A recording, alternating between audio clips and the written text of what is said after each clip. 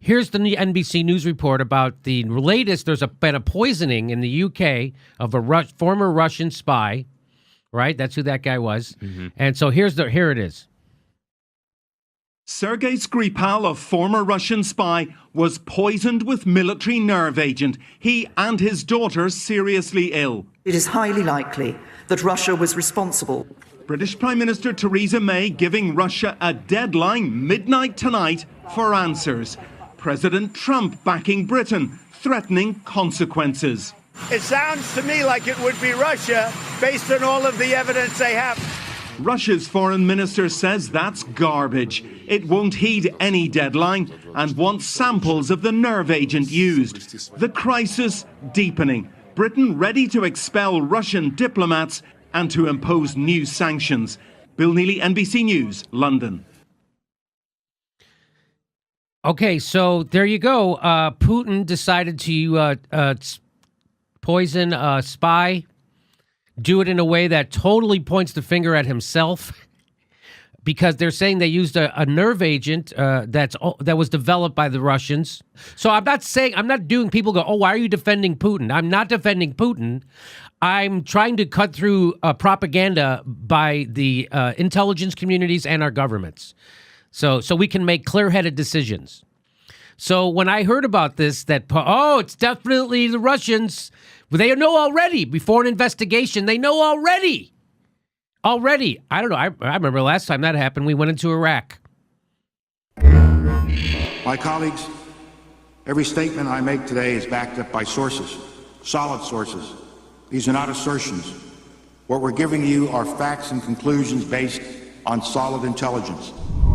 I cannot tell you everything that we know, but what I can share with you, when combined with what all of us have learned over the years, is deeply troubling. Ladies and gentlemen, these are not assertions. These are facts, corroborated by many sources, some of them sources of the intelligence services of other countries. Indeed, the facts and Iraq's behavior show that Saddam Hussein and his regime are concealing their efforts to produce more weapons of mass destruction. We have first-hand descriptions of biological weapons factories on wheels and on rails. There can be no doubt that Saddam Hussein has biological weapons and the capability to rapidly produce more, many more. What makes this picture significant is that we have a human source who has corroborated that movement of chemical weapons occurred at this site at that time.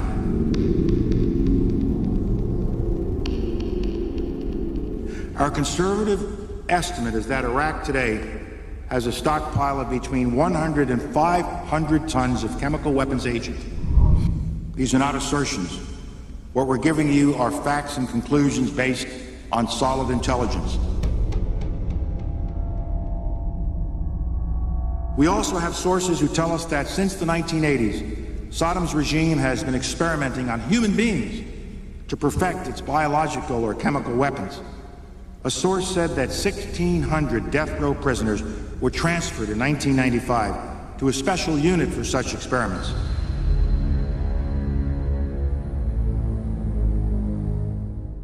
Saddam Hussein already possesses 2 out of the 3 key components needed to build a nuclear bomb. He has a cadre of nuclear scientists with the expertise, and he has a bomb design.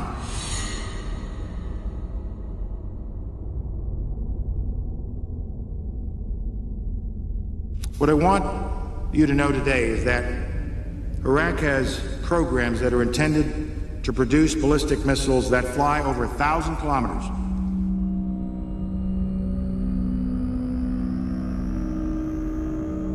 Terrorism has been a tool used by Saddam for decades. Saddam was a supporter of terrorism long before these terrorist networks had a name. And this support continues. The nexus of poisons and terror is new. The nexus of Iraq and terror is old. The combination is lethal.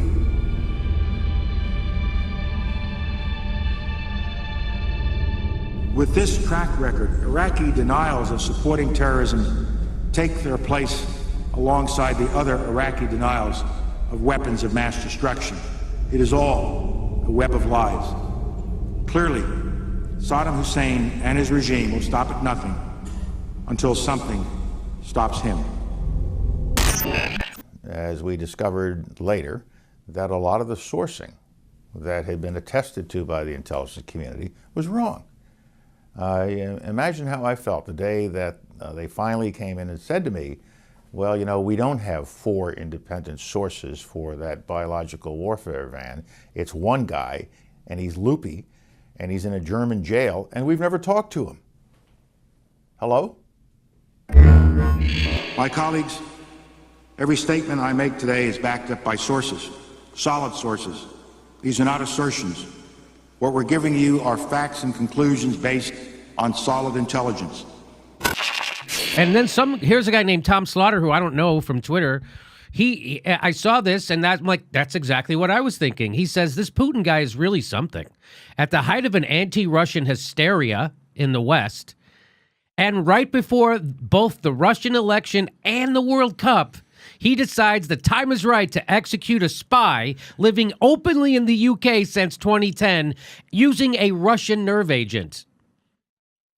So now everywhere you're going to see it reported as definitely Putin did it. Even Trump is saying that today. Please don't look at the establishment. Please don't look at why we got Trump. Please don't look at why we got why Brexit happened. Please don't look. Just keep focused on Russia. Russia's the cause of all our problems.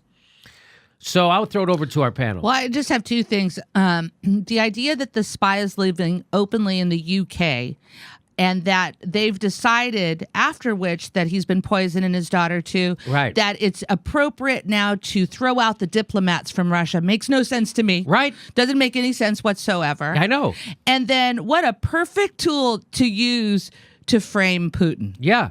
Well, none of that. You're talking about clear-headed decisions. And another thing that's happening now because of this is they want to ban RT in the UK now. They want to kick out that bureau in the UK, which even if this is, and yeah, we're shooting first and asking later, first of all, but second of all, what does a media outlet have to do with this? Why would you then kick out a bureau? Like, it makes absolutely zero sense. I mean, it doesn't, so were all the panelists accounted for when this happened? Like, are you kidding me? So when England supports siege warfare, which is a war crime in Yemen, do we then ban the BBC in the United States? Yes. So when the UK bombs a hospital or something, if they do that, do we then ban the BBC in the United States? So that's what they're doing. Yep. So this sounds like the deep state and the establishment have figured out how to silence the left over Russia. Mm-hmm. So they're getting rid of lefty news sites. They're deranking. Yeah, they're doing what they're doing to us on YouTube, and so now they're getting rid of RT over this. And they've all, so this isn't about free open press or liberal use of press. This is not any of that. This is about how to silence dissenting voices on the left and the right. About that whole point, I want to have access to see what other countries are producing as news. Yes. What is nefarious about that? That's right. Aren't I allowed to see? No, information's bad. That's what that is. That's that. Oh, you can't be allowed to have this book. This is Fahrenheit 451. Mm-hmm. Yeah. You can't be allowed to have these ideas. Those RT ideas are going to ruin you. They're offensive. Yeah, they're insulting. You. Yeah, don't read about it. Yeah. So let me know what you think about this. We'll see. I'm going to wait for the evidence to come out before I make a decision on if Russia did this or not. Maybe Russia did do it. But let's wait for an investigation that's credible, and then we'll then make our decision then. But what a lot of people want you to do now is, now we got to ramp up right now. We got to do something before we have an investigation that's credible. And that leads to things like the Iraq War. You know what? I just want to add the whole idea of, I'm hearing a lot of shit talk about Russia. Isn't it weird? I never, and you tell me if you ever hear anything about Saudi Arabia. Never. Do you? Never. No, you don't hear anything about Saudi Arabia. Why is that? Because because we're in bed with them for money. That's right. That's why.